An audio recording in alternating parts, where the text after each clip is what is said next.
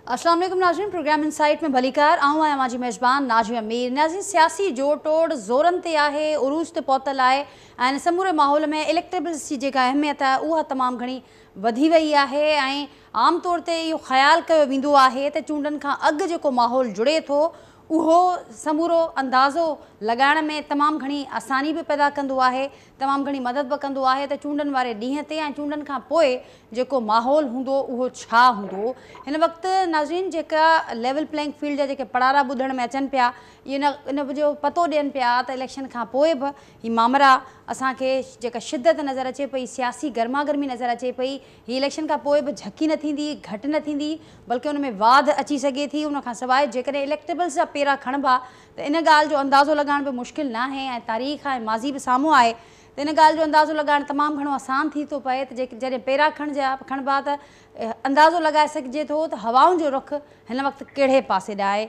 मौज़ूअनि ते जेके मुख़्तलिफ़ मामला जेके डेवलपमेंट्स नज़र अचनि पियूं, जेके राब्ता थियनि पिया, उन ते तफ़सीली गुफ़्तगू कबी। जेको पैनल मूंसां गॾु मौजूदु आहे उन जो तारुफ़ सां कराईंदसि। मूंखे जॉइन कियो आहे एडियो के प्रोग्राम में नाज़रीन आज़िज़ धामरा साहब पाकिस्तान पीपल्स पार्टी जा सीनियर अॻवान आहिनि, मूंसां गॾु एडियो के प्रोग्राम में शरीक आहिनि। मियां अज़ीम साहब मुस्लिम लीग नून सां ताल्लुक़ रखनि था, सीनियर अॻवान आहिनि ऐं वीडियो लिंक ज़रिए एडियो के प्रोग्राम जो हिस्सो आहिनि। एडवोकेट अलीपल साहब पाकिस्तान तहरीक इंसाफ़ जा सीनियर अॻवान वीडियो ज़रिए मूंसां गॾु एडियो के प्रोग्राम जो हिस्सो आहिनि ऐं JUI जा सीनियर अॻवान आहिनि। राशिद महमूद सुमरो साहब उहे पिणु कुझु देरि में प्रोग्राम खे जॉइन कंदा। सभिनी जी महिरबानी ऐं सभिनी खे भलीकार आहियां मांजी इजाज़त सां। बाक़ी ॿियनि दोस्तनि जी इजाज़त सां आगाज़ कयां थी। मियां अज़ीम साहब आपकी तरफ आती हूँ। आज बल्कि आज से तो नहीं कहना चाहिए बल्कि कहना चाहिए कि गुज़िश्ता कुछ अरसे से बड़े ताबड़तोड़ तनकीद भी हो रही है, हमले भी हो रहे हैं मुस्लिम लीग नून पर। आज ये भी कहा गया पीपल्स पार्टी की जानिब से, जो कल तक आपके इत्तेहादी थे, ये कहा गया कि मुस्लिम लीग नून अपने बलबूते पर आए और इस वक्त मुस्लिम लीग नून जो कुछ कर रही है, जो दूसरे सूबों के हवाले से जो उनका फोकस है, वो इस बात को जाहिर करता है कि मुस्लिम लीग नून बड़ी कमज़ोर पोजीशन में है, बड़ी कमज़ोर हो चुकी है। इस वक्त उनको ये मशवरा है, इस वक्त हम ये उनको कहेंगे कि वो पंजाब पर फोकस करें, क्या कहेंगे? बिस्मिल्लाहिर्रहमानिर्रहीम। देखें, सबसे पहले तो हर पार्टी का एक अपना अंदाज होता है इलेक्शन कैंपेन का। देखें, मुस्लिम लीग नून जो है वो पाकिस्तान की सबसे बड़ी पार्टी है और पाकिस्तान की सबसे बड़ी पार्टी, हम तकरीबन 3 दफ़ा मियाँ साहब वज़ीर आज़म रहे हैं इस पार्टी से और फिर PDM की भी जो वज़ीर आज़मशिप थी वो भी इसी पार्टी के पास थी। तो बात यह है कि जहां तक मुस्लिम लीग नून की बात है तो मुस्लिम लीग नून देखें कैंपेन में है, पीपल पार्टी भी कैंपेन में है, दूसरी पार्टियां भी कैंपेन में है। तो कैंपेन अपनी अपनी स्टाइल से करना हर पार्टी का राइट है। तो उनका जो हमें ये कह रहे हैं कि आप पंजाब तक महदूद रहें, तो पंजाब तक महदूद देखें, ये नेशनल पार्टी है हमारी, कोई कन्वेंशनल पार्टी नहीं है। ये हमारी पार्टी पूरे पाकिस्तान की नुमाइंदगी करती है, दूसरी पार्टियां भी करती हैं। तो इस तरह की तनकीद जो है वो ये मैं नहीं समझता ये कोई सियासत के लिए कोई अच्छा ये ऐसी स्टेटमेंट है। वो भी जाएं, बलोचिस्तान में जाएं, पंजाब में आए पंजाब के अंदर आके सियासत करें, दूसरी पार्टियां भी करें, हम जाके सिंध में भी करते हैं, बिल्कुल MQM हमारे साथ मिलके इलेक्शन में आ रहे हैं। तो बाकी ये पूरा पाकिस्तान सब पार्टियों का है, तो पूरे पाकिस्तान के अंदर हमें क्यों पंजाब तक महदूद का मशवरा दिया जाता है? ठीक मियां साहब, वो तो हम आजिज़ साहब से ज़रूर जानेंगे कि इस मशवरे के पीछे क्या है, लेकिन वो महदूद की बात नहीं कर रहे। वो ये बात कर रहे हैं कि फोकस वहाँ पर होना चाहिए। ऐसा ना हो कि आप दूसरे सूबों पर फोकस करें और पीछे से आपका जो गढ़ है, जो घर है, वो निकल जाए हाथों से। नहीं, ऐसी कोई बात नहीं है। ये क्या रही हैं उनकी, और अब मैं ऐसे लफ्ज बोलूं कि वो पंजाब सिंध को संभालने की कोशिश करें, कहीं सिंध उनके हाथ से ना निकल जाए, तो ऐसी स्टेटमेंट गैर मुनासिब है। मैं ये समझूंगा कि वो हमारे हाथ से निकल जाए। जो देखें, ये अवाम के हाथ में है, पंजाब भी पूरा पाकिस्तान अवाम के हाथ में है। अवाम जिसको वोट डालेगी, जिसको वो इक़्तिदार में लेके आना चाहते हैं, जिस पार्टी को वो इक़्तिदार में आएंगे, उसमें तो कोई, और ये जो इल्जाम लगाना है कि जी ये खुद अपने बलबूते के ऊपर आए, तो वो अपने बलबूते के ऊपर आ रहे हैं। तो ये जो इस तरह की बातें हैं, ये तो मैं नहीं समझता ये कोई संजीदा बात है। ये इलेक्शन कैंपेन का उनका हिस्सा है, जो वो इलेक्शन कैंपेन में एक दूसरे कि पार्टी के खिलाफ बयान देते हैं। जाहिर बात है, अब इलेक्शन में जाना है, हल्कों के अंदर जाना है, लोगों को कुछ ना कुछ तो देना है ना कि जी अब जो मुकाबला अगर हम करते हैं दूसरी किसी भी पार्टी के साथ, तो जाहिर बात है हमने भी कोई ना कोई ऐसी स्टेटमेंट अपने अपने हल्के के मिजाज के मुताबिक बात करनी है। तो ये कोई ऐसी बात नहीं है। इंशाअल्लाह ताला देखें, पीपल पार्टी भी एक पाकिस्तान की बड़ी अच्छी मजबूत पार्टी है और हम ये समझते हैं कि इस तमाम पार्टियों को, मैं ये समझता हूँ इस इलेक्शन के बाद कोई भी पार्टी बरसर इक़्तिदार आए, हम नहीं कहते कि हमने बरसर इक़्तिदार आना है, मैं कहता हूँ कि कोई भी पार्टी बरसर इक़्तिदार आए, सबसे पहले हम सबको ये सोचना चाहिए कि मुल्क को इस बुरान से कैसे निकालना है, माशी बुरान से कैसे निकालना है, खारजी जो हमारे मसले हैं उससे हमने कैसे बाहर निकलना है।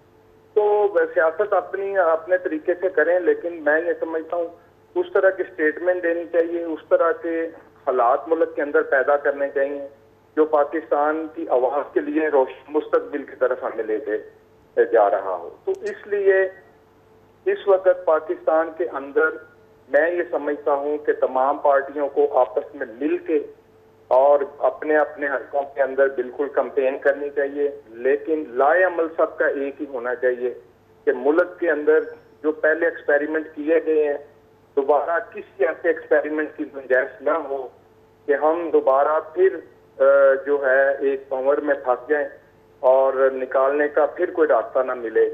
तो ये इलेक्शन पाकिस्तान की हिस्ट्री में जो आ रहा है, मैं ये समझता हूँ ये टर्निंग पॉइंट होगा और ये ऐसा इलेक्शन है क्योंकि इस इलेक्शन से पहले जो 16 महीने हमारी हुकूमत रही है पीडीएम की शक्ल में, हमें अल्लाह ताला ने मौका दिया है एक दूसरे को समझने में, एक दूसरे के करीब जाने में और पाकिस्तान के मसाइल को एक टेबल पे बैठ के डिस्कस तो मियां साहब, वो तो बड़ा वाज़ेह है कि आप किस हद तक एक दूसरे को समझ पाए, किस हद तक एक दूसरे से इत्तफाक कर पाए, वो तो बड़ा वाज़ेह है।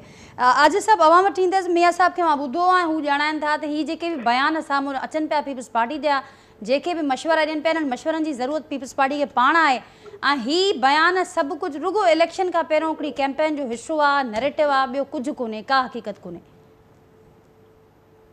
राजिया, असांजा जेके बयान आहिनि या असांजी लीडरशिप जा जेके बयान आहिनि उहे ज़ाहिरिया जीअं नियाज़ी साहब, सॉरी मां साईं जो नालो तव्हां जेॾी महिल वरितो था मियां अज़ीम साहब जी, मियां साहब जीअं त चयो त पंहिंजो ही बयान जेके मुनासिब न आहिनि, मुंहिंजे ख़्याल में जॾहिं असां 15-16 साल गॾु रहियासीं, कुझु वेझो आयासीं, इन करे हमदर्दी जे बुनियादनि ते इहा ॻाल्हि कयूं पिया त हिकिड़ी पार्टी जो लीडर जेको 4 सालनि खां पोइ आयो, जेका सुठी ॻाल्हि आहे, गुड सेंस आहे, ऐं पीपल्स पार्टी ख़ुदि चयो त मियां नवाज़ शरीफ़ साहिब खे पाकिस्तान में अचणु खपे, ऐं जॾहिं पाकिस्तान में न हो त वोट को इज़त दो जा जेके हुन नारा ॾिना पे, त हाणे पीपल्स पार्टी इहो सम्झे थी त जेकॾहिं हू पंहिंजो होम ग्राउंड पंजाब खे सम्झनि था त इन करे ॿियनि सूबनि में सियासत करण जो बिल्कुलु हक़ आहे। पीपल्स पार्टी इहो कंहिंखां हक़ खसण जी ॻाल्हि करे ई कोन थी। नंबर 1, असीं पॉलिटिकल पार्टी आहियूं ऐं डेमोक्रेटिक माण्हू आहियूं, इन करे हर कंहिंखे इहो आहे, पर पीपल्स पार्टी मशवरो थी ॾिए हमदर्दाना बुनियादनि ते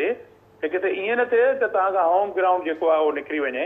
ऐं जेका ताज़ा तरीन सूरत हाल आहे पंजाब जी, उन में इहा ॻाल्हि चई सघिजे थी त जेकॾहिं का पार्टी पंहिंजे होम ग्राउंड ते का वधि में वधि परेशान पार्टी आहे त उहा मुस्लिम लीग नवाज़ आहे। त इन करे असांखे हमदर्दी आहे, छो जे असां हिन सां गॾु रहिया आहियूं, उन हमदर्दी जे बुनियादनि ते चऊं था त हू पंहिंजो पहिरीं घर मज़बूत थियणु खपे हर पार्टी करे, ऐं उन खां पोइ ॿियनि सूबनि में अचे।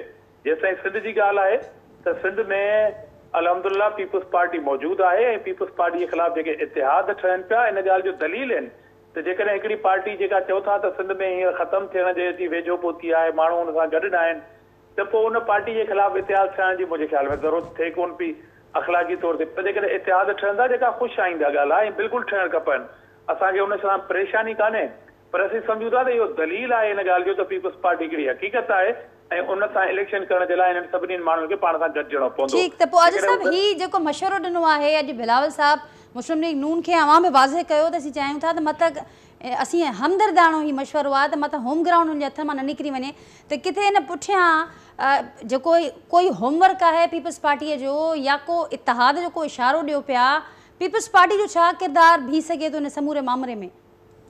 ॾिसो, पीपल्स पार्टी हमेशह सिंगल पार्टी तौर ते इलेक्शन विढ़ी आहे ऐं पीपल्स पार्टी हिन दफ़े बि इंशाअल्लाह सिंगल पार्टी तौर ते इलेक्शन में ईंदी, किथे किथे सीट एडजस्टमेंट या किथे कंहिंजी हिमायत करणी हूंदी आहे, किथे क़ौमी असेंबली ते, किथे सूबाई असेंबली ते, इहो पॉलिटिकल पार्टी ज़रूरु कंदियूं न। इतिहाद करण, इलेक्शनी इतिहाद करण ते बि का हबाकत कान्हे, का पाबंदी कान्हे, पर पीपुल्स पार्टी जेका आहे न, जंहिंजे लाइ इहो चयो थो वञे त पीपुल्स पार्टी जेका आहे उहा बिल्कुलु ख़तम थियल पार्टी आहे, त उहा पार्टी त सिंगल पार्टी तौर ते इलेक्शन थी वड़े। त इनशाला असां ही इलेक्शन जेका 2024 में आहे उहा बि असां सिंगल पार्टी तौर ते इलेक्शन वठंदासीं। ठीकु अलीपल साहब, अवां किथे छा चवंदो समूरी सूरत हाल ते, ऐं गॾोगॾु जेका ॻाल्हि थिए पई त होम ग्राउंड किथे उन्हनि जे हथनि मां न निकिरी वञे, मुस्लिम लीग नून इहा ॻाल्हि पीपल्स पार्टी जे लाइ करे पई, समूरे माहौल में PTI किथे बीठल आहे, किथे स्टैंड थी करे?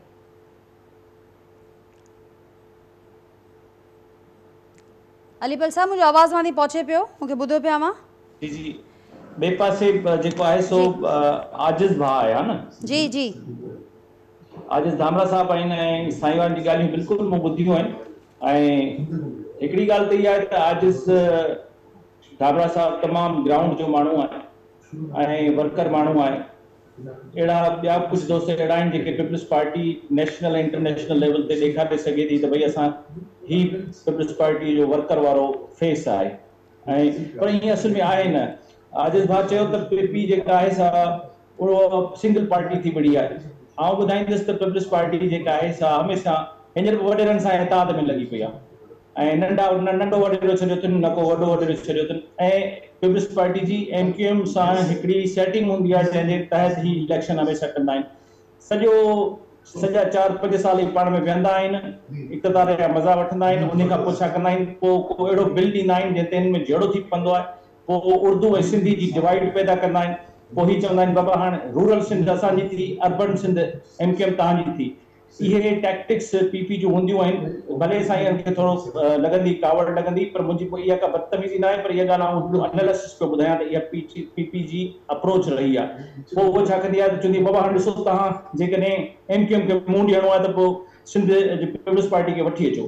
पोइ सिंधी वीचारा ॿियो ऑप्शन कोन ॾिसंदा आहिनि, चवंदा आहिनि बाबा MQM खायो थी वञे, हाणे अचो त PP खे वोट था ॾियो। ॿी ॻाल्हि जेका आजिज़ भाउ कई उहा इहा आहे त बाबा होम ग्राउंड नून लीग जो हुआ आहे ऐं PP जो हुआ आहे। हाणे ही सोचूं इन करे ही सोचनि पिया त ही सभु हाणे रीजनल ऐं इलाइक़ाई पार्टी थी वयूं आहिनि, तंहिंजे करे ही चवनि था त हूअ केटी जेको आहे सो जतोईंदी आहे, हूअ केटी फलाणे वॾेरे जी आहे, हूअ केटी फलाणे जी आहे। ऐं बाबा ही फेडरेशन आहे, हिन में नेशनल का बि पार्टी हुजे उहा अची इलेक्शन विढ़े जंहिं वटि फेडरल करेक्टर हुजे। कंहिं बि पार्टीअ में अनफॉर्चुनेटली नून लीग खे फेडरल करेक्टर कोन्हे, PP खे फेडरल करेक्टर कोन्हे। PP जा माण्हू दोस्त वीचारा इलाही चवंदा आहिनि त हाणे असीं फलाणे खे वज़ीर आज़म था करियूं, असां अॼु हिन खे था वज़ीर आज़म करियूं, पर पहिरियों साईं खां पुछंदुसि त मैथमेटिक्स पियो ॿुधाइनि त वज़ीर आज़म थियण लाइ त सीटूं थियूं खपनि। साईं जो छा आहे पंजाब में, साईं जो छा आहे KP में? माना इहो मुंहिंजो एनालिसिस आहे, आउं कंहिंजे ख़िलाफ़ का ॻाल्हि कोन पियो करियां, इहो मुंहिंजो एनालिसिस आहे त नंबर ई कोन्हे साईं वटि। ॿी ॻाल्हि त साईं वटि फेडरल करेक्टर ई कोन्हे। जीअं अॻे चवंदा त बाबा फलाणो माण्हू ज़ंजीर आहे, मोहतरमा बेनज़ीर भुट्टो साहिबा ज़ंजीर आहे पाकिस्तान जी, हुई हाणे उहा ज़ंजीर इमरान ख़ान साहिब आहे, जेको KPK में पाए, गिलगित बल्तिस्तान में पाए, सिंध में पाए, पंजाब में पाए। भले तव्हां एनालिसिस करे सघो। तंहिंजे करे ही को कंहिंजूं केटियूं कोन्हे, सभिनी हंधनि ते PTI सभिनी सां मुक़ाबिलो कंदी, अकेले सिर्फ़ु PP कोन्हे। PP केॾी महिल PTM जो हिसो थी वञे, वरी जॾहिं ॾिसे थी त हाणे PTM खे एस्टेब्लिशमेंट वधीक भाए पई त वरी जेको आहे सो उन खां धार थियो वञे हली। हिन वक़्तु जेकॾहिं अकेले सिर्फ़ु पार्टी खां विढ़े पई, अकेले सिर्फ़ु कंहिंजो वोट आहे ऐं क़ौमी करेक्टर आहे ऐं फेडरल पार्टी आहे, त उहा आहे पाकिस्तान तहरीक इंसाफ इमरान ख़ान जी लीडरशिप में, जिन खे हिननि सभिनी पार्टियुनि तय कयो आहे इन खे ॿधंदव, इन जा हथ ॿधंदव, इन जो वात ॿधंदव त पोइ असीं इलेक्शन विढ़ी सघंदासीं। जेकॾहिं इन खे तव्हां खुलियो छॾियो। कल्ह मिठी में जलसो थियो आहे बिलावल भुट्टो साहब जो, मूंखे ख़ुशी आहे थियो। असीं जलसो नथा करे सघूं कराची में, असीं जलसो नथा करे सघूं हैदराबाद में, असीं जलसो नथा करे सघूं लड़कण में, असांजा कारकुन गिरफ़्तार थी वञनि। बाबा ही कहिड़ी लेवल प्लेइंग फील्ड आहे? हिकिड़ी पार्टी जेका आहे उनखे तव्हां सभु जलसा करणु पिया ॾियो ऐं इलेक्शन बि करे पई, कैंपेन हलाए पई। असांखे इहो कोन्हे त कोई लेवल प्लेइंग। आउं त आजिज़ धामरा साहब खां पुछां, पाण वर्कर माण्हू आहे, कारकुन माण्हू आहे, इहो लेवल प्लेइंग फील्ड आहे त 12 नवंबर जे जलसे में असांजा केतिरा माण्हू बदिजी विया आहिनि ऐं साईं वारा कल्ह जलसो करे आया आहिनि मिठी में। जेकॾहिं इहा ई लेवल प्लेइंग फील्ड आहे त पोइ तव्हां सिलेक्शन कराए खणी अचो, छॾियो इलेक्शन खे। इलेक्शन न थियणु घुरिजे। इलेक्शन कमीशन में ख़ाम खां हेतिरो ख़र्च पियो थिए, हेतिरा अरबे रुपया ख़र्च आहे। उहो अरबे रुपया छो 19-20 अरब रुपया जेकॾहिं ख़र्च थो थिए त उहो छो करियूं असीं? भला सिलेक्शन करे माण्हू यारे छॾियो, माण्हुनि खे जमहूरियत जी ज़रूरत कोन्हे। ठीकु, आज सभु कुझु रिस्पॉन्ड करणु चाहींदो। बाक़ी आख़िरी नाज़िया जेकॾहिं नून लीग जी तव्हां ॻाल्हि कंदव त नून लीग हमेशह माण्हू अची मटाईंदी आहे। सिंध में हिकिड़ो माण्हू रखंदा आहिनि, पोइ वरी वीचारो उहो ऑप्शन किल थी वेंदो आहे, उहो साईं शाह मोहम्मद शाह हुजे कोन्हे, बशीर अहमद साहिब खे वठी आया आहिनि। हाणे वरी शायदि ईंदड़ वक़्त में बशीर अहमद साहिब कोन हूंदो, को टियों या चोथों माण्हू हूंदो।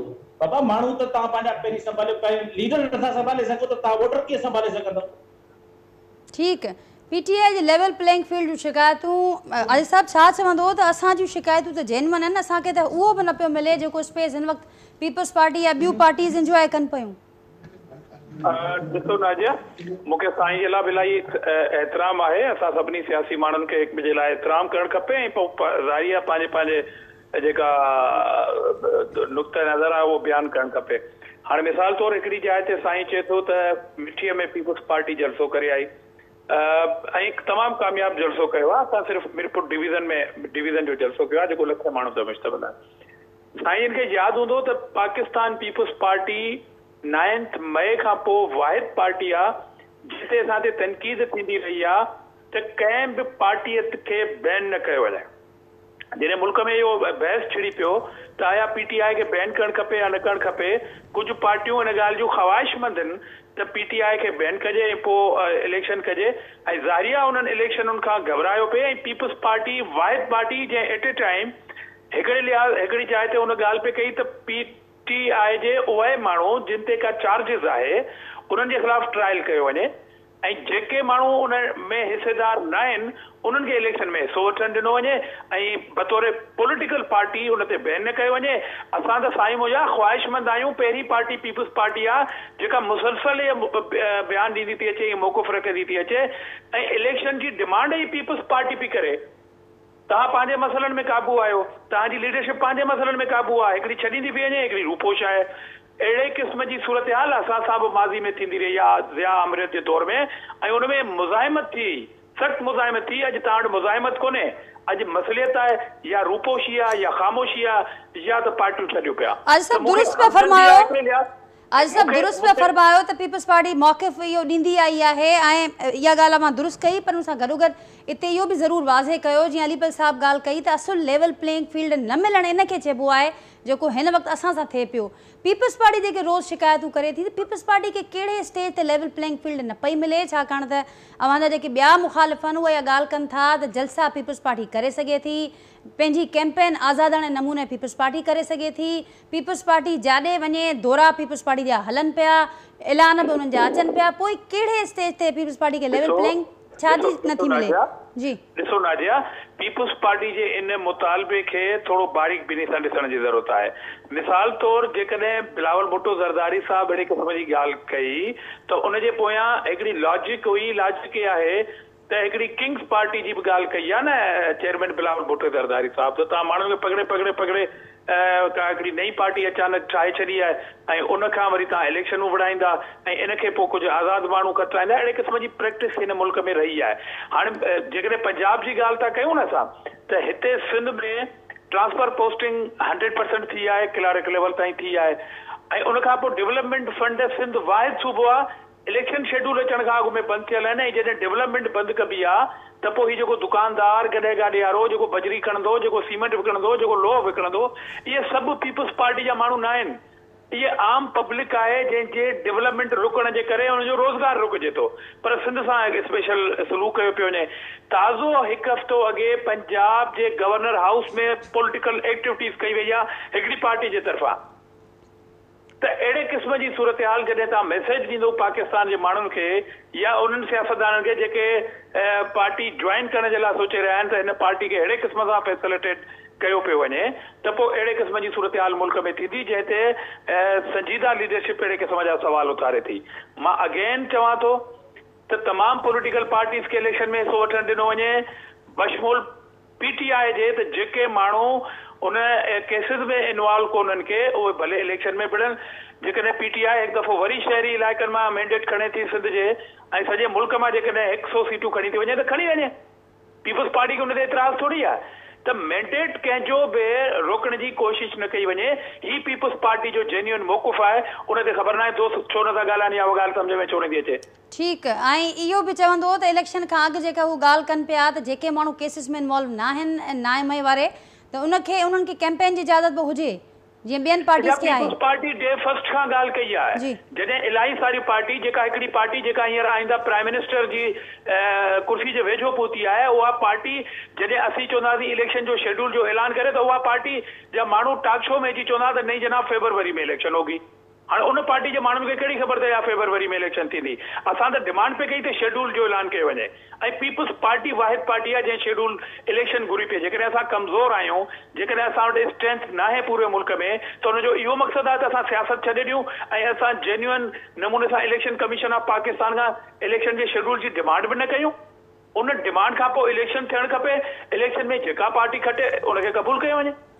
ठीक, मियां आज़िम साहब क्या कहेंगे आप? किंग्स पार्टी मुस्लिम लीग नून के हवाले से ये जो तासुर है ये दिन ब दिन मजबूत होता जा रहा है और आपके जो ओपोनेंट्स हैं, आपकी जो माजी के इत्तेहादी हैं, वो ये बात बरमला कह रहे हैं कि मुस्लिम लीग नून का ये जो मामला है ये सिर्फ बयानात की हद तक नहीं है कि मुस्लिम लीग नून आप किस तरह से देखते हैं इसको? कितना बड़ा चैलेंज मुस्लिम लीग नून इसको समझती है अपने लिए?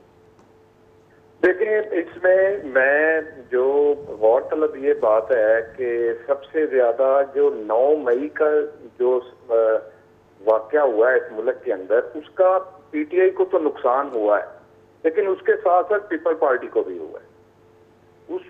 अब इनको कैसे हुआ है? इनकी ये ख्वाहिश थी जो अब भी हमें कह रहे हैं कि आप अपने होम ग्राउंड को देखें, आप वहीं से ना लूज कर जाएं। इनकी यही ख्वाहिश थी। ये तो अल्लाह ताला की तरफ से जो अज़ाइम थे पीटीआई के, जो ये 9 मई का वाकया हुआ और उस 9 मई के वाकया के बाद उस पार्टी के साथ जो होना था हो रहा है, तो बात ये है कि दूसरी पार्टियों की यही ख्वाहिश थी जो अल्लाह ताला ने नहीं पूरी की। लेकिन हम ये चाहते हैं कि तमाम पार्टियां इलेक्शन के प्रोसेस के अंदर शामिल हों, लेकिन वो पार्टियां शामिल ना हों जो मुल्क के दुश्मन है, जिन्होंने मुल्क के साथ गद्दारी करने के प्लान बनाए हुए थे, जिन्होंने मुल्क के साथ गद्दारी की है, जिन्होंने मुल्क के दफाई अदारों के ऊपर हमले किए हैं।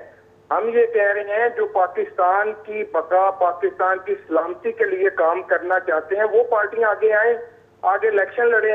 हम ये नहीं कहते कि जी फलां पार्टी को निकाल देंगे, कोई इलेक्शन में ना हो। हम ये चाहते हैं कि तमाम पार्टियां इलेक्शन में हों, लेकिन जो पाकिस्तान की पार्टियां हैं जो किसी और के एजेंडे पे आके पाकिस्तान में एक सियासी पार्टी बन के और पाकिस्तान को उस जगह पे लेके जाना चाहते हैं जहां पे हमारे दुश्मनों की ख्वाहिशें हैं, वहां वो उनको पूरा करना चाहते हैं। ऐसी पार्टियों को, मेरी अपनी जाती ये राय है कि उनको इजाजत नहीं मिलनी चाहिए। मेरे साहब पार्टियों की बात कर रहे हैं आप, अफराद की बात कर रहे हैं, क्योंकि इससे पहले जो बात हुई जो आजिज साहब ने की, इससे पहले जो बात हुई उसमें ये कहा गया कि वो अफराद जो मुलविस हैं उन पर तो कोई दो राय नहीं बनती, लेकिन जो नहीं है उनकी बात हो रही है कि उनको तो फिर वो सारा मौका मिलना चाहिए। आप तो पार्टी की बात करें। पहले ये बात फाइनल कर लें कि कौन शामिल है और कौन शामिल नहीं है। अब यहाँ पे ये बात है जो पार्टी का सरबराह हो, जो ए टीम शामिल हो, बी टीम शामिल हो, सी टीम शामिल हो, तो किसको निकालें और किसको रखें, उसकी आप लिस्ट देखें, आप लिस्ट चेक करें कि कौन कौन लोग जो थे इस 9 मई के वाकया में, कोई तादाद थी, कोई गिनती थी उनकी, वो तो हजारों की तादाद में थे। तो अब किस को निकालें? अब आप जिसको भी देख लेंगे जो पाकिस्तान का इस पार्टी का जो सरबराह था, जो वज़ीर आज़म था इस मुल्क का, अगर वो उसने ये हरकत की है, अगर 9 मई का प्लानर सबसे बड़ा वो है, तो फिर किसको निकालें? तो बताएं ना किस को निकालें और किसको तो फिर वो जो पाक साहब वो करा रहे हैं उनको फिर क्या उनका क्या करना है? उनका क्या होगा? वो जो पाक साहब वो करा रहे हैं, वो जो 9 मई के बाद हम देख रहे हैं कि एक के बाद एक वो जो सामने लोग आ रहे हैं, उनको आप कहाँ खड़ा करेंगे? देखिए 9 मई के बाद देखिए जो आ रहा है, जो क्लियर हो रहा है, जो बिल्कुल जो इन्वेस्टिगेशन के एक प्रोसेस से उसको देखा जा रहा है, अगर वो उस 9 मई के में शामिल नहीं है तो बिल्कुल वो आके अपना जो रोल है एक सियासी वो अदा करे और आए फील्ड में, इलेक्शन के लिए आए। और हमारी तो ये ख्वाहिश है कि बिल्कुल पार्टी को आना चाहिए और इनको जो बल्ले का निशान है वो मिलना चाहिए। उसके ऊपर जो कैंडिडेट आएगा वो आए, और आगे इलेक्शन जो है बिल्कुल वो उनको भी उसी तरह की इजाजत होनी चाहिए, लेकिन वो कैंडिडेट इस तरीके से आए जो पाकिस्तान के अपने इलाके की खिदमत करने का जज्बा लेके आए, जो खान साहब के जो जज्बात हैं, जो खान साहब की ख्वाहिश है उसको पूरी करने के लिए ना आए। ठीक। और मियां साहब इस बात पर पूरी करने के लिए ये भी इतलात आम है जी, उसको पूरा करने के लिए आए। ठीक। मियां साहब ये भी इतलात आम है कि पार्टी के अंदर भी बड़ी तशवीश पाई जा रही है, ये जो किंग्स पार्टी वाला जो तासुर है ये दिन ब दिन मजबूत हो रहा है, इस पर इतलात हैं कि पार्टी के अंदर भी बड़ी तशवीश है। मियां साहब की जानिब से भी बड़ी कुछ अहम हिदायत इस मामले पर सामने आई हैं। देखिए पार्टी के अंदर सबसे पहले तो देखिए मियां मोहम्मद नवाज शरीफ साहब को पूरी कोशिश की मुख्तलिफ तरीके से कि ये नाअहल करार दिया गया, उनको वज़ीर आज़म शिप से उतारा गया, उनको ताहयात नाअहल करार दिया गया। इसी क्योंकि वोट बैंक जो है वो पूरे पाकिस्तान के अंदर मुस्लिम लीग नून का नवाज शरीफ की शक्ल में है। और जब मियां मोहम्मद नवाज शरीफ साहब 21 अक्टूबर को पाकिस्तान में तशरीफ लाए हैं तो जाहिर बात है वोटर जो है वो मियां मोहम्मद नवाज शरीफ साहब को फोकस करता है। वोटर ने अभी तक सेकंड ऑप्शन अपने ज़हन में नहीं रखा। तो जब मियां मोहम्मद नवाज शरीफ साहब ने आगे पार्टी को लीड करना शुरू किया है और पाकिस्तान के तो फिर इलेक्टेबल्स की जरूरत क्यों पड़ रही है? वोटर साथ है तो फिर उसी तरह किंग पार्टी बनने के लिए जा रही है जैसे माजी में थी, 2/3 की अक्सरियत में हम थे जब हमें निकाला गया है। तो मियां साहब जब कारकर्दगी भी है, जब वोटर भी आपके साथ है, तो फिर क्यों इलेक्टेबल्स की जरूरत पेश आ रही है? नहीं, हमें तो कोई जरूरत नहीं। फिर ये क्यों ये इत्तेहाद, ये राब्ते, ये क्या, फिर इनको क्या कहेंगे? देखिए ये बात ये है कि एक इलेक्शन होता है अपनी पार्टी का, अपने पार्टी के कैंडिडेट को विन करवाने का। एक तो इलेक्शन कैंपेन का ये हिस्सा होता है। एक ये होता है इलेक्शन कैंपेन के अंदर कि हमने पाकिस्तान की, अगर हम अक्सरियत पार्टी हैं तो जाहिर बात है कि पार्लियामेंट के अंदर जो अक्सरियत चाहिए वज़ीर आज़म बनने के लिए, ये वो सारी चीजें इलेक्शन कैंपेन का हिस्सा है। दूसरी पार्टियों को सबको साथ मिला के अपनी ताकत को मजीद मजबूत करके हम पार्लियामेंट में जाएं, ये कोई बुरी बात तो नहीं है। ठीक, तो ये हुकूमत बनाने का मिशन जारी है। ठीक भी कर लें। ठीक मियां साहब, पॉइंट टेकन। हुकूमत बनाने का मिशन जारी है मियां साहब की जानिब से। अलीपल साहब, हाणे जेका सूरत हाल मां ॿुधाई त ग़ैर यकीनी बि आहे, PTI वटि PTI सां लेवल प्लेइंग फील्ड वारो जेको मामिलो आहे उन जो मसइलो बि आहे। पर हिन समूरी सूरत हाल में हाणे PTI वटि अवेलेबल ऑप्शन्स कहिड़ा आहिनि? PTI हिन समूरे माहौल में इलेक्शन जे हवाले सां किथे बीठल आहे ऐं कीअं अॻियां वधण जो प्लान करे पई? नाजिया, PTI हींअर सेंटर में बीठी आहे, पब्लिक जे हार्ट में बीठी आहे, सेंटर में बीठी आहे।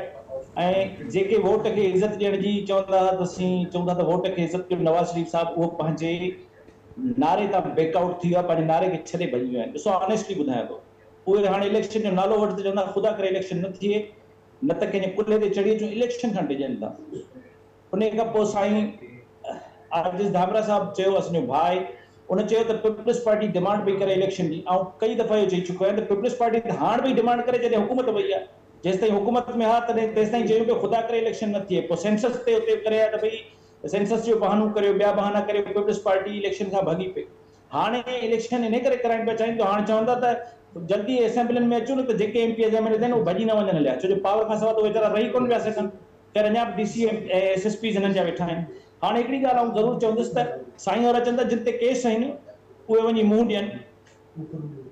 आउं त चवां थो त जिन ते केस आहिनि ॾिसो उहे दाख़िल कहिड़े तरीक़े सां कया विया आहिनि। 9 मई हिकिड़े हंधि थी आहे, 26 FIR असां ते दाख़िल थियूं आहिनि जेके असां फूकणा उॾारिया हवा में, या 6 सेप्टेंबर मल्हाईसीं या 14 अगस्त मल्हाईसीं, उन ते असां रुॻो फूकणा उॾारिया, FIR कटियूं आहिनि। आजिज़ धामरा साहब उनखे चवंदो त केसनि खे मुंहुं वञी ॾियो या चवंदो इहे कूड़ा केस ख़तमु करियो। ऐं त इहो ॿुधण थो चाहियां आजिज़ धामरा साहब खां ऐं नून लीग वारनि खां त उहे चवनि, छो जो नून लीग बि पहिरीं इस्टेब्लिशमेंट जो शिकार रही आहे, त चवणु घुरिजनि त हीअ PTI ते गैर जमहूरी इहो रवैयो आहे, इस्टेब्लिशमेंट जो अटैक आहे, इहो ख़तमु कयो वञे, इहे केसिस ख़तमु कया वञनि।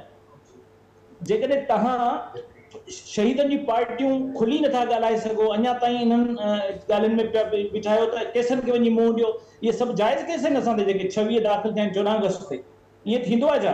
ऐं ॿी ॻाल्हि इहा, डेमोक्रेटिक बिहेवियर हीअं हूंदा आहिनि त अपोज़िशन में बि वेहबो, पावर में वेबो या असीं सदाई ॼावा ई पावर में आहियूं ऐं गाॾियुनि लाइ ऐं इन्हनि लाइ आहियूं। नून लीग बि पावर खां ॿाहिरि निकिरणु नथी चाहे ऐं पीपी पावर खां ॿाहिरि रहणु नथी चाहे ऐं हिननि बिल्कुलु पर मसलो इहो आहे अलीपल साहब त ही डेमोक्रेटिक रवैया असांजो आहे, हू सूबो तव्हांजो आहे। जेकॾहिं नून लीग अचे थी सिंध में त पीपी कावड़ी वेठी आहे, वरी जेकॾहिं नून खां निकिरियो थी वञे त पड़ता वेठा आहिनि पाण में। ठीक अलीपल साहब दुरुस्त फरमायो वहां त डेमोक्रेटिक रवैया छा थियनि था, पर ही डेमोक्रेटिक रवैया पीटीआई खे बि हाणे छो यादि आया आहिनि जॾहिं सभु कुझु मामला पीटीआई जे हथ में न रहिया आहिनि, जॾहिं पीटीआई वटि लेवल प्लेइंग फील्ड जूं मां शिकायतूं कयो त उहा असां वटि कोन्हे, त ही जॾहिं समूरा इक़्तिदार बि हो, जॾहिं हथनि में पावर बि हो, त उन वक़्तु ही डेमोक्रेटिक रवैया पीटीआई खे यादि कोन आया। ॾिसो नाजिया, आऊं को इमरान ख़ान साहब खां ऑटोग्राफ वठण कोन आयो आहियां, न ई आऊं इमरान ख़ान साहब जे क्रिकेट खां मुतासिर थी आयो आहियां। आऊं त सिंध में असांखे पॉलिटिकल चॉइस कोन्हे, उन लाइ आहियूं। ठीक असीं त चाहींदासीं त वोटनि जे ज़रिए असीं कंहिंखे हाराए खटे अचूं, असीं इलेक्शन करियूं, प्रोसेस मां मटे अचूं। असीं थोरी था चऊं त असीं कंहिं मिलिट्री वारे जे कुल्हे ते चढ़ी अचूं। त इहे कुल्हे ते चढ़णो हुजे त असांजो गुरू बुगड़ो 15 जो ठाहे छॾियूं, पोइ केॾी महिल हिन पासे हलिया वञूं, केॾी महिल हिन पासे। असीं त ग्राउंडनि ते विड़ी आया आहियूं, वोट खणी आया आहियूं, असीं कीअं सपोर्ट कंदासीं? आजिज़ धामरा साहब असांजो शाहिद आहे, असीं प्रोसेस ते यकीन करियूं था ऐं असां चॉइस लाइ आहियूं। इलेक्शन करण ॾियो, जेकॾहिं नवाज़ लीग थी खटे त चाड़े हुनखे विहारियो, हुकुमरान करियो, असीं भोगण लाइ तयार आहियूं, असीं अपोजिशन में वेंदासीं। पीपल्स पार्टी वटि वाकई एतिरियूं पॉलिसियूं हिकमत अमलियूं आहिनि ऐं अवाम जो दिलि विन थी करे त हुनखे वठी अचो, न त छॾियो न। इमरान ख़ान पंहिंजे पूरी दुनिया में मशहूरु आहे, पूरे पाकिस्तान में मशहूरु आहे, पॉपुलर पाए, ग्राउंड ते पाए। ठीक अलीपल साहब पॉइंट टेकन। मूंसां गॾु राशिद महमूद सूमरो साहब बि आहिनि। राशिद साहब अस्सलाम वालेकुम। जी वालेकुम मौलाना साहब अस्सलाम वालेकुम। आजिज़ धामरा साहब बि मूंसां गॾु आहिनि, अलीपल साहब आहिनि, मियां अज़ीम साहब आहिनि मुस्लिम लीग नून खां। पीटीआई जी अवां मौक़े ॿुधो, पीटीआई पंहिंजे बका जे हुसूल मां आहे, पीपल्स पार्टी ॼाणाए पई त असीं लेवल प्लेइंग फील्ड न मिलण जे बावजूदि पुरुमीद ऐं पुरएतमाद आहियूं त असांजी हुकूमत हूंदी कराची खां केपीअ ताईं। मुस्लिम लीग नून वारा अॻी हुकूमत ठाहिण जे मिशन ते रुधल आहिनि, सरगर्म आहिनि। जेयूआई किथे बीठल आहे समूरे माहौल में? मां पंहिंजे भाउ जी अधु गुफ़्तगू ॿुधी, ख़बर नाहे त पीटीआई जी नुमाइंदगी केरु पियो करे। अलीपल साहब मूंसां गॾु मौजूद आहिनि, अलीपल साहब ऐं आजिज़ धामरा साहब। जेसिताईं ॻाल्हि आहे पीटीआई जी 9 मई जे वाक़ियात ते जेको कुझु शारा फैसल कराची ते थियो ऐं 2 ॾींहंनि ताईं शारा फैसल बंदि रहियो ऐं जेको सरकारी गाॾियुनि खे, सरकारी मशीनरी खे साड़ियो वियो, उहो सभु कुझु बि त 9 मई जे वाक़े जो अमल हो जेको कुझु कराची में थियो। बहरहाल मां अर्ज़ु कयां त जमीयत उलमा इस्लाम सिंध जे अंदरि हमेशह शहीद डॉक्टर ख़ालिद महमूद सूमरे जो किरदारु हुजे या उनजे शहादत खां पोइ मुंहिंजे पार्टी जो किरदारु हुजे, हमेशह असां सिंध जे मज़लूम अवाम जे लाइ जदोजहद कई आहे, महिनत कई आहे ऐं माण्हुनि वटि बि आहियूं ऐं अवाम जेको बि फ़ैसिलो कयो आहे असां उनखे एहतराम जे निगाह सां ॾिठो आहे। हाणे बि जमीयत उलमा इस्लाम अवाम में वञण जे न सिर्फ़ु तयारियुनि में आहे, बल्कि सिंध अमन मार्च असां कयो ऐं अवाम जे अंदाज़ में मोट ॾिनी, उहा कंहिंखां बि ढिकियल छुपियल कोन्हे। इलेक्शन जी बिल्कुलु भरपूर तयारी में आहियूं, अवाम वटि वेंदासीं ऐं उमेद करियूं था त अवाम मुतबादिल क़ुव्वत ऐं क़यादत जे तौर ते जमीयत उलमा इस्लाम ते एतमाद कंदो ऐं असां पंहिंजी महिनत कयूं पिया था ऐं उन महिनत जे नतीजे में असां पुर उमेद आहियूं त इंशाअल्लाह सिंध जो अवाम जमीयत उलमा इस्लाम ते ज़रूरु एतमाद कंदो। ठीक, त राशिद साहब लेवल प्लेइंग फील्ड जो मामलो जेयूआई बि उथारियो कुछ ॾींहं अॻु, उनजो छा थियो? अवी मुतमिन थी विया हो हाणे या बदस्तूर उहे किथे उहे ख़दशा मौजूद आहिनि? उहे ख़दशा अॼु ॾींहं ताईं मौजूद आहिनि। जेसीं ताईं मुंहिंजे भाउ आजिज़ धामरा साहब ॻाल्हि कई, आजिज़ धामरा जे ज़ाती सियासत मां इंतहाई मुतासिर इन जे करे आहियां जो आजिज़ धामरा साहब सॼी ज़िंदगी हिकिड़ी सियासत कई आहे ऐं शागिर्द तंज़ीम खां वठी सियासत कई आहे, मेहनती सियासतदान आहे, वर्कर टाइप सियासतदान आहे, इन में को शक कोन्हे। लेकिन पाकिस्तान पीपल्स पार्टी जी सिंध जी सियासत जी तव्हां ॻाल्हि कयो त हिन वक़्तु पाकिस्तान पीपल्स पार्टी सॼे सिंध में वॾेरनि, सरदारनि ऐं नवाबनि जी बैसाखी ते बीठल आहे। पाकिस्तान पीपल्स पार्टी 15 साल सिंध में इक़्तिदार कयो आहे। ब्यूरोक्रेसी ऐं जेका अफ़सरान अॼु बि लॻल आहिनि उहे चेहरनि जी तब्दीलीअ सां उहे ई अफ़सरान आहिनि जिन खे पाकिस्तान पीपल्स पार्टी नवाज़ींदी रही आहे। यकीनन अवामी सतह ते जेकॾहिं राय हुजे त अवामी सतह ते पाकिस्तान पीपल्स पार्टी जे बारे में राय का ॿी हूंदी, लेकिन हिन वक़्तु जेको पीपल्स पार्टी के एडवांटेज जेको हू सम्झनि था त असांखे हासिल आहे अवामी, उहो अवामी न आहे। उहो कहिड़ो सरदार आहे सिंध जो जेको सरदार राज ऐं भाग वारो पीपल्स पार्टी में शामिल न आहे। जेका चंद रहिजी विया आहिनि उन्हनि सां बि पीपल्स पार्टी जूं ॻाल्हियूं हलनि पियूं। पीपल्स पार्टी अवाम जे बजाए वॾेरनि ऐं सरदारनि ते महिनत करे रही आहे ऐं उहो सम्झे थी त उन्हनि जे शमूलियत खां सवाइ पाकिस्तान पीपल्स पार्टी जो खटणु शायदि एतिरो आसान न रहंदो। इहा महिनत जेयू आहे छो न कई, या जेके ॿियूं पार्टियूं आहिनि उन्हनि छो न कई? छाकाणि त पीपल्स पार्टी खां जॾहिं पुछियो वञे थो त पीपल्स पार्टी काउंटर मौक़िफ़ियो थी ॾिए त हीअ बि जेके इलेक्टेबल्स आहिनि इहे बि असांजी कारकर्दगी मां मुतासिर थी असां वटि अचनि था। उन्हनि खे अंदाज़ो आहे त पीपल्स पार्टी ही अॻियां बि कामयाबु थींदी। मां अर्ज़ु कयां जेका ख़दशात असांखे हुया उहे अॼु बि आहिनि। ख़दशात इहे आहिनि, असां चाहियूं था त चेहरनि जे तब्दीलीअ सां सिंध में साफ़ ऐं शफ़ाफ़ इलेक्शन्स न थींदा। ईमानदार अफ़सरान रखिया वञनि। नेब में जिन 490 सिंध जे अफ़सरनि लिखी करे ॾिनो ऐं उन्हनि अलाए केतिरा अरब रुपया, जेका हींअर मूंखे फिगर मालूम न आहे, यादि न आहे, उहे पैसा बि नेब उन्हनि खां रिकवर कया। उन्हनि अफ़सरान जे ख़िलाफ़ कार्रवाई छो न पई थिए? उहे अफ़सरान जेको आहे उहो सीटुनि ते वेठल छो आहिनि? जेसीं ताईं चेहरनि जे तब्दीली वारो ड्रामो ख़तमु न थींदो ऐं ईमानदार अफ़सरान न लॻाया वेंदा, फेयर एंड फ्री इलेक्शन न कराया वेंदा, त जमीयत उलमा इस्लाम जा जेका पहिरियां तहफ़ुज़ात हा अॼु बि उहे साॻा ई तहफ़ुज़ात मौजूदु आहिनि।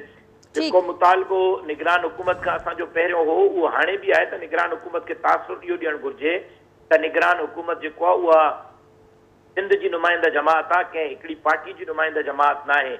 ऐं जेको सिस्टम जो तरीक़ो हले पियो पहिरियां 15 सालनि खां, हाणे बि साॻियो ई तरीक़ो हली रहियो आहे। उन सिस्टम जे तरीक़े खे ख़तमु थियणु घुरिजे। बाक़ी जेसीं ताईं ॻाल्हि आहे बोहतारनि नवाबनि ऐं सरदारनि जी, ज़ाहिर आहे त जेका वीचारा 3 इलेक्शननि खां हाराईंदा आया आहिनि उहे मज़ीद पंहिंजी हार बर्दाश्त नथा करे सघनि ऐं वधीक ताक़त खां ॿाहिरि नथा रही सघनि, इक़्तिदार खां ॿाहिरि नथा रही सघनि ऐं उनजी मजबूरी आहे हाणे उन्हनि खे इक़्तिदार में वञिणो आहे त उहे सम्झनि था त असांखे पाकिस्तान पीपल्स पार्टी खां बहितर कोई शेल्टर कोन्हे। उनजे बावजूद बि जमीयत उलमा इस्लाम लारकाणे में 2018 में जेको वोट खयों, लियारी कराची में जेको वोट खयों, सखर में जेको वोट खयों, कंबर शहदाद कोट हुजे या कंदकोट कश्मीर कंहिंखां ढकियल छुपियल कोन्हे। जमीयत उलमा इस्लाम अवाम जी नुमाइंदगी करे पई ऐं असां अवाम वटि वेंदासीं ऐं इहो तासुर बिल्कुलु ख़तमु थियणु घुरिजे त सिंध में का अपोज़िशन कोन्हे, लेकिन हिन वक़्तु सिंध जी मज़बूत अपोज़िशन जी का जमात आहे त उहा जमीयत उलमा इस्लाम। ठीकु, अॼु सभु छा रिस्पॉन्ड कंदो जेको टाइटल पाकिस्तान पीपल्स पार्टी मुस्लिम लीग नून खे ॾिए थी, जिन तरीक़नि जा इल्ज़ाम हुननि मथां आणे थी त हू जेके तरीक़ा इस्तेमालु कनि पिया उहे ई साॻिया सिंध अंदरि पीपल्स पार्टी मथां उहे समूरा इल्ज़ाम लॻनि था, उहे टाइटल पीपल्स पार्टी खे मिलियल आहिनि सिंध अंदरि? नादिया, पहिरीं त मां अदा राशिद मोहम्मद सुमरे साहब जी महिरबानी हुन मुंहिंजे लाइ ज़ाती जेके रिमार्क्स ॾिना ऐं सेम मुंहिंजा रिमार्क्स आहिनि राशिद मोहम्मद सुमरे साहब लाइ, त उहो सिंध में हिकिड़ो मुतहरिक सियासी कारकुन तौर ते नुमाया किरदारु अदा करे रहियो आहे, जेका ख़ुशि आईंदा ॻाल्हि आहे। सेहतमंद सियासी सरगर्मियुनि लाइ इहो ज़रूरी आहे त माण्हू कंहिं हिकिड़ी पार्टी जी जेकॾहिं अपोज़िशन करे त रोडनि ऐं रस्तर ते करे। नंबर 1। नंबर ॿी ॻाल्हि त जेके बोतारनि ऐं वॾेरनि वारी ॻाल्हि आहे त या त मुंहिंजे ख़्याल में हीअ थियणु खपे त इलेक्शन खां अॻु में सॼी सिंध जे बोतारनि खे या उहे सभई माण्हू जेके पीपल्स पार्टी में शामिल थी चुका आहिनि या वेठा आहिनि या थियणु चाहिनि पिया, उन्हनि जे लाइ हिकिड़ी ऑर्डिनेंस नाफ़िज़ करे वज़ीर आज़म निगरान साहब त हाणे अॼु खां पोइ को बि माण्हू पीपल्स पार्टी में शामिल न थींदो, छो जो मुख़ालिफ़ जमायतूं जेके आहिनि उहे उनजो मुतालबो आहे त इन्हनि सभिनीनि माण्हुनि जी हिकिड़ी जाइ ते मौजूदगी में ज़ारिया पीपल्स पार्टी इक़्तिदार में अची वेंदी। मां थैंकफुल आहियां त इन ॻाल्हि खे तस्लीम त कयो थो वञे त पीपल्स पार्टी इन ग्राउंड ते मौजूदु आहे। हाणे मिसाल हिकिड़ो जुमिलो हिते मां ऐड कयां, पोइ ज़रूर आख़िरी अर्ज़ करे वञा, बिल्कुलु मुकमल कजो। आख़िरी अर्ज़ करे वञा, जी मुकमल कयो। मिसाल तौर बाक़ी रही बोतारनि ऐं सरदारनि वारी ॻाल्हि, मां मादरत सां राशिद मोहम्मद सुमर साहब खां त रिसेंटली साईं जन हिकिड़ी दावत कई, महिरबानी कई, उनमें सिंध जा सभई वीचारा सियासी कारकुन हुया जंहिं वटि का फटफटी बि कान हुई, जेकॾहिं काउंसिलरी जी इलेक्शन कान बड़ी, न को गोतार हो न को वॾेरो हो, उनमें साईं मादरत साहब उहे माण्हू हीअं तव्हांखे छॾे जेकॾहिं तव्हांखे न सॉरी पर उन इतिहाद में वञण जे बजाए पीपल्स पार्टी सां रुजू था कनि त बोतार थी आहे। साॻियनि ई सरदारनि सां तव्हां हथु मिलाए उनखे पंहिंजी दावत ॾेई उन सां अपोज़िशन जो इतिहाद क़ाइमु करण जे लाइ जॾहिं घुरायो त उहो ठीकु आहिनि। त हाणे ईअं न थियणु खपे त शोरवो हराम ऐं बूटी हिलाल मां सम्झां थो बाक़ी इतिहाद क़ाइमु करे मुतबादिल पीपल्स पार्टी जो क़ाइमु करे इलेक्शन करणु ऐं इलेक्शन में खटे अचण ते का बाबाकत कान्हे का। असीं वेलकम कंदासीं जेकॾहिं सिंध जूं सभई अपोजिशन जमायतूं इतिहाद करे जेकॾहिं इलेक्शन कनि थियूं त इहो दलील थियूं ॾियनि त पीपल्स पार्टी सां विढ़ण जे लाइ इतिहाद ज़रूरी आहे।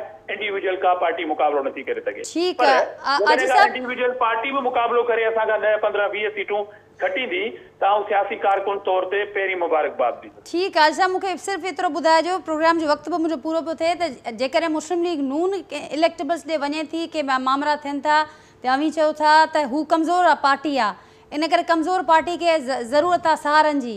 जेकॾहिं अवां जा मुखालिफ़ इहा ॻाल्हि करनि था त पीपल्स पार्टी जेकॾहिं जेके वेसाखियुनि ते बीठल आहे उहे इहे भुतार ऐं सरदार आहिनि, अवाम किथे बि कोन्हे, त हीअ त बिटो मयार आहे। ॾिसो मुंहिंजे ख़्याल में इहो दलील जेको आहे उहो ठहे कोन थो त जेकॾहिं तव्हां भोतार ऐं सरदारनि जो नालो ॾेई छॾियो त तव्हां पीपल्स पार्टी जहिड़ी पार्टी खे चओ त आवाम गॾु कोन्हे। मिसाल तौरु तव्हां इहो चवणु चाहियो था या असांजा मुखालिफ़ इहो चवणु चाहिनि था त कल्ह थरपारकर में लखें भोतार ऐं सरदार हुया, को बि सियासी माण्हू कोन हो, को बि आम माण्हू हुन में कोन हो। मुंहिंजे ख़्याल में मां हींअर राशिद मोहम्मद सूमरो साहिब खे बि इहो ई अर्ज़ु पे कयो त जेके माण्हू तव्हां 2 महीना अॻु में दावत ॾेई घुराया उन्हनि में बि उहे जिन खे सरदार था चओ भोतार था चओ उहे शामिल आहे। ठीकु राशिद साहब आख़िरी कमेंट मुंहिंजो। मां एजाज़ धामरा साहब जी ॻाल्हि खे तस्लीम नथो कयां, इन जे करे जो असांजो जेको इतिहाद पियो हले उहो सियासी जमातुनि सां पियो हले, असांजो डायलॉग सियासी जमातुनि सां थो हले। कम से कम एजाज़ धामरा साहब इहो त तस्लीम कंदो त जमीयत उलमा इस्लाम में को बि वॾेरो, को बि नवाब, को बि सरदार न आहे। असां जेको बि मुक़ाबिलो कयो आहे जनाब ज़ुल्फ़िकार अली भुट्टे साहब खां वठी अॼु ॾींहं ताईं ग़रीब उम्मीदवार, ग़रीब कारकुन, ग़रीब माण्हू वॾेरनि ऐं सरदारनि जे मुक़ाबले में लाथा आहिनि। मुंहिंजो चवण जो मक़सदु इहो आहे त पीपल्स पार्टी जी जेका नुमाइंदगी आहे क़ौमी असेंबली में, जेका नुमाइंदगी आहे सिंध असेंबली में, जेका नुमाइंदगी आहे सेनेट में, उन मां परसेंटेज खणी ॾिसो त आम वर्कर केतिरा आहिनि ऐं जेको नवाब ऐं भोतार ऐं सरदार। ठीकु राशिद साहब, प्रोग्राम जो वक़्तु पूरो थो थिए, अवां जो पॉइंट अची वियो, वॾी महिरबानी अवां जी, अवां गुफ़्तगू में हिसो वरितो। अलीपल साहब, आजिज़ धामरा साहब ऐं नाज़िम मियां अज़ीम साहब असां सां गॾु कुझु देरि लाइ प्रोग्राम जो हिसो हुआ। गुफ़्तगू मां ॿुधी पंहिंजे फीडबैक असांखे ज़रूरु आगाह कजो। वरी सुभाणे असां मुलाक़ात कंदासीं सेम टाइम ते नए मौज़ूअ ऐं महिमाननि सां गॾु। तेसिताईं ॾींदा इजाज़त, अल्लाह हाफ़िज़।